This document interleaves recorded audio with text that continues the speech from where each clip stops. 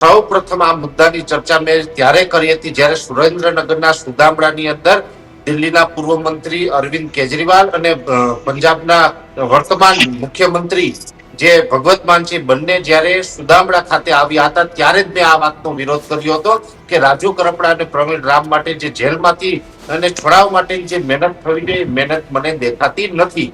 આ મુદ્દાની વાત હું ત્યારથી કરતો આવું છું. હવે આજે રાજુભાઈ આવી કરી અને રાજુભાઈએ કરી એટલે અમુક જે આમ આદમી પાર્ટીના અમુક જે કાર્યકરો છે, અમુક જે સોશિયલ મીડિયાની ટીમ છે એ રાજુભાઈને ક્યાંય ને ક્યાંય ડેમેજ કરી રહી છે. ત્યારે હું આપને જણાવી દઉં કે આમ તો આમ આદમી પાર્ટીનો ઘણા સમયથી સપોર્ટ કરતો આવ્યો છું. હજી પણ સમયાંતરે જ્યાં જરૂર પડશે ત્યાં કરીશ, પણ સત્યની વાતમાં જ્યાં અસત્ય હશે ત્યાં સપોર્ટ નહીં મળે. કેમ કે હું કોઈ રાજકારણનો માણસ નથી.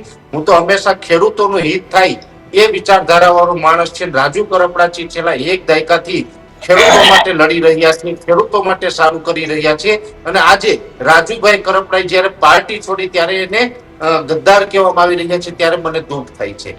એનું કારણ છે કે રાજુભાઈ કરપડાએ કોઈ ખેડૂતોને નથી છોડ્યા, એની એક આમ આદમી પાર્ટી છોડી છે. હવે આમ આદમી પાર્ટીમાં રહેવું કે ન રહેવું એનો વ્યક્તિગત મુદ્દો છે, એની ઈચ્છાની વાત છે. રહેવું હોય ત્યાં સુધી રહ્યા. હવે આજે એવું લાગે કે મારે નથી રહેવું તો નથી રહેવાના. એનો મતલબ એવો થોડોક છે કે ગદ્દાર થઈ ગયા છે.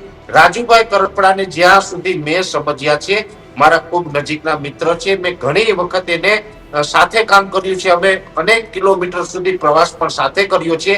વ્યક્તિગત હું એને ઓળખું છું ત્યાં સુધી ખેડૂતો માટે સતત ચિંતા કરતા વ્યક્તિ છે, ખેડૂતો માટે સારું વિચારતા વ્યક્તિ છે. અને રાજુભાઈ કરપડા છે કોઈના દબાવમાં આવે એવું મને ક્યાંય લાગતું નથી. એટલે કોઈથી ડરી જાય કે દબાવમાં આવે એવા વ્યક્તિ નથી. એક નિડર વ્યક્તિ છે, ખેડૂતો માટે લડતા વ્યક્તિ છે. ખાસ કરીને રાજુભાઈ છે ક્ષત્રિય સમાજમાંથી આવે છે. ક્ષત્રિયોના દેશની અંદર એક ઇતિહાસ રહ્યો છે કે તલવારની અણી ઉપર વિધર્મી સામે પણ લડીને પણ આ દેશની રક્ષા ક્ષત્રિય સમાજે કરી છે. અને ક્ષત્રિય સમાજ છે હંમેશાથી નિડર અને લડાયક રહ્યો છે. અને નિડર અને લડાયક સમાજ ઉપર આપણે ડરી જવાનો આરોપ નાખવો મને થોડુંક વ્યાજબી નથી લાગતું.